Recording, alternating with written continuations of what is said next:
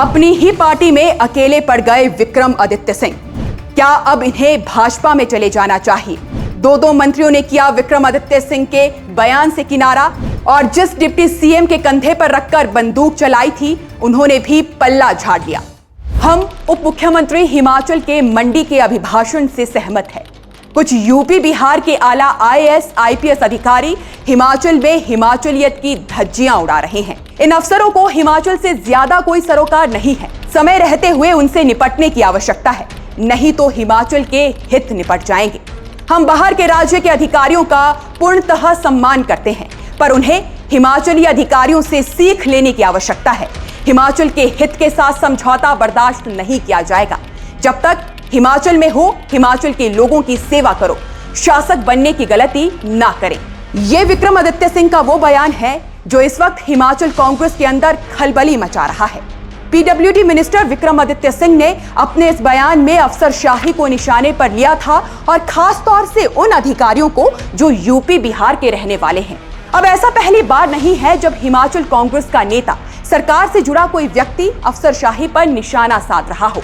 अभी पिछले महीने ही मंडी में डिप्टी सीएम मुकेश अग्निहोत्री ने भी अफसरशाही पर तीखा जुबानी हमला बोला था और मंच पर बैठे सीएम सुखविंदर सिंह सुक्खू की तरफ इशारा करते हुए कहा था कि सुक्खू जी, ऐसे काम नहीं चलेगा, दोनों हाथों में डंडा उठाओ, अफसरों पर लगाम कसो, टाइम आ गया है। कांग्रेस सरकार के खिलाफ साजिश, दुष्प्रचार करने वाले अफसरों से रात के अंधेरे में निपटेंगे।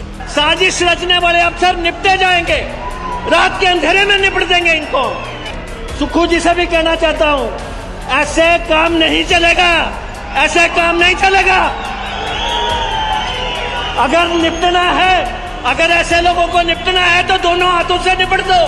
प्रदेश में कांग्रेस सरकार होते हुए कुछ अफसर भाजपा नेताओं के घर में हाजिरियां भर रहे हैं। कोई हमें कुचलने की कोशिश करेगा तो हम उसे नेस्तनाबूद कर देंगे, लेकिन कोई कुचलने की कोशिश करेगा, रोकने की कोशिश करेगा, उसको नेस्तनाबूद कर देंगे हम। इसके अलावा भी अलग अलग मौकों पर हिमाचल के कई सारे नेता, मंत्री, विधायक और विपक्ष के नेता भी अफसरशाही को अपने निशाने पर लेते रहे हैं। और एक तरह से हिमाचल की राजनीति से जुड़ा ये एक कड़वा सच भी है कि सरकार चाहे किसी की भी क्यों ना आ जाए, लेकिन हिमाचल में अफसरों की बदमाशी से हर नेता, हर पार्टी परेशान रहती है। तो फिर अब सवाल ये है कि आखिर क्यों विक्रमादित्य सिंह को उनके इस बयान के कारण उन्हीं की कैबिनेट के साथियों द्वारा निशाना बनाया जा रहा है। पहले जगत सिंह नेगी ने विक्रमादित्य सिंह के बयान पर असहमति जताई, फिर डिप्टी सीएम मुकेश अग्निहोत्री ने विक्रमादित्य सिंह के बयान से पल्ला झाड़ा। मैंने जवाब दे दिया ना इस सवाल का, पीडब्ल्यूडी मिनिस्टर ने क्या कहा मैंने नहीं देखा है अभी, लेकिन मैंने जो कहा है मैं उस पर बोल चुका हूं। और अब हिमाचल के पंचायती राज मंत्री अनिरुद्ध सिंह ने भी विक्रमादित्य सिंह के बयान को दुर्भाग्यपूर्ण करार देते हुए उन्हें नसीहत दे डाली है। इसलिए यहां सीधा सीधा सवाल यही बनता है कि क्या ये सारी बयानबाजी विक्रमादित्य सिंह को साइड लाइन करने का एक प्रयास है? क्योंकि हिमाचल की पॉलिटिक्स में जिस हिसाब का कद विक्रमादित्य सिंह का है, उस हिसाब से देखा जाए तो कांग्रेस की ओर से सुखविंदर सिंह सुक्खू के बाद विक्रमादित्य सिंह ही एक ऐसे फेस दिखाई देते हैं जो कि कांग्रेस की सरकार आने पर मुख्यमंत्री बन सकते हैं।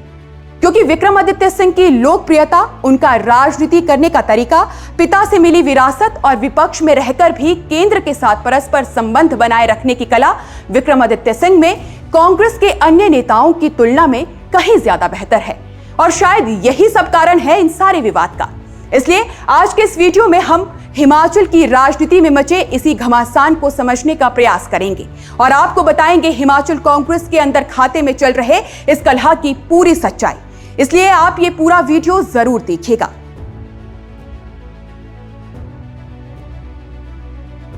अब यहां सवाल सिर्फ इतना नहीं है कि विक्रमादित्य सिंह ने क्या कहा, बल्कि सवाल यह है कि उन्होंने कब कहा, किस वक्त कहा और किस माहौल में कहा। हिमाचल की वर्तमान कांग्रेस सरकार पहले ही कई मोर्चों पर दबाव में है।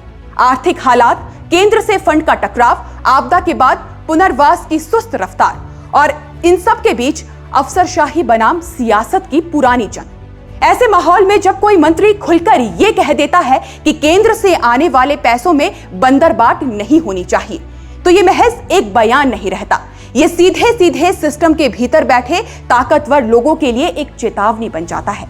और यही वो मोड़ है जहां से विक्रमादित्य सिंह अकेले पड़ते चले गए। जगत सिंह नेगी ने सबसे पहले दूरी बनाई और बात को जर्नल स्टेटमेंट बताकर संभालने की कोशिश की, यानी ये संकेत की पार्टी इस बयान को अपनी आधिकारिक लाइन नहीं मानती।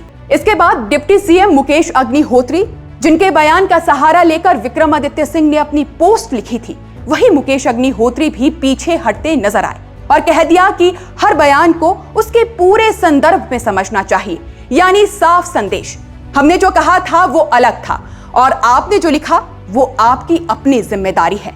और फिर तीसरा झटका पंचायती राज मंत्री अनिरुद्ध सिंह का बयान, जहां उन्होंने सीधे सीधे कह दिया कि अफसर सरकार के पिलर होते हैं और उन पर सवाल उठाना मंत्रियों की नाकामी भी हो सकती है। यानी अब लड़ाई सिर्फ बयान की नहीं रह गई। अब यह सवाल उठने लगा है कि क्या विक्रमादित्य सिंह अपने विभाग का काम अफसरों से नहीं निकलवा पा रहे, और यहीं से इस पूरी कहानी की राजनीति बदल जाती है। क्योंकि हिमाचल की राजनीति में अफसरशाही से टकराव तभी स्वीकार किया जाता है जब वो टकराव सामूहिक हो, जब मुख्यमंत्री साथ खड़ा हो, जब पूरी सरकार एक लाइन पर बोले। लेकिन यहाँ ठीक उल्टा हुआ है। विक्रमादित्य सिंह बोले और सरकार बिखरती चली गई। अब सवाल ये है कि क्या ये सब अचानक हुआ या फिर ये पहले से तय था कि विक्रमादित्य सिंह को उनकी अलग लाइन के लिए घेरा जाएगा। राजनीति में अक्सर ऐसा होता है, जो नेता बहुत जल्दी बड़ा दिखने लगता है, जो भविष्य का चेहरा माना जाने लगता है, उसे वक्त रहते कंट्रोल करने की कोशिश शुरू हो जाती है। और विक्रमादित्य सिंह सिर्फ एक मंत्री नहीं है, वो वीरभद्र सिंह की राजनीतिक विरासत है। वो एक भावनात्मक चेहरा है। वो ऐसा नाम है जिसके साथ आज भी कांग्रेस का एक बड़ा वोट बैंक जुड़ा हुआ है। और शायद यही बात पार्टी के भीतर कई लोगों को असहज करती है। यही वजह है कि आज बयान अफसरों पर है, लेकिन निशाना राजनीति पर लगा है। अब यहाँ से एक और सवाल निकलता है जो शायद बहुतों को चुभे, लेकिन पूछा जाना जरूरी है। क्या विक्रमादित्य सिंह को जानबूझकर अकेला छोड़ा जा रहा है ताकि उनका कद सीमित किया जा सके?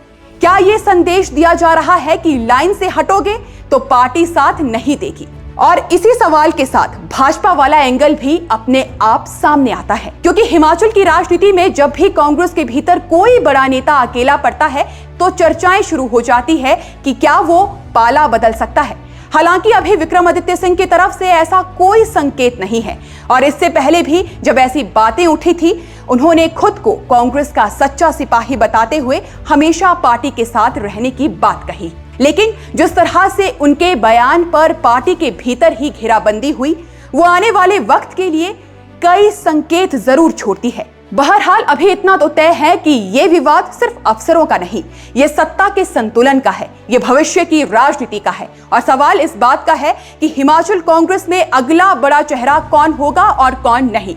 क्योंकि हिमाचल कांग्रेस के अन्य बड़े नेताओं की तुलना में देखें तो विक्रमादित्य सिंह अभी बाकी नेताओं से उम्र में काफी छोटे, कम एक्सपीरियंस वाले हैं। और शायद यही वजह है कि विक्रमादित्य सिंह को एक बड़ा नेता बनने से रोका जा रहा है। और इसी कारण से विक्रमादित्य सिंह का एक बयान आज पूरे सिस्टम को हिला रहा है।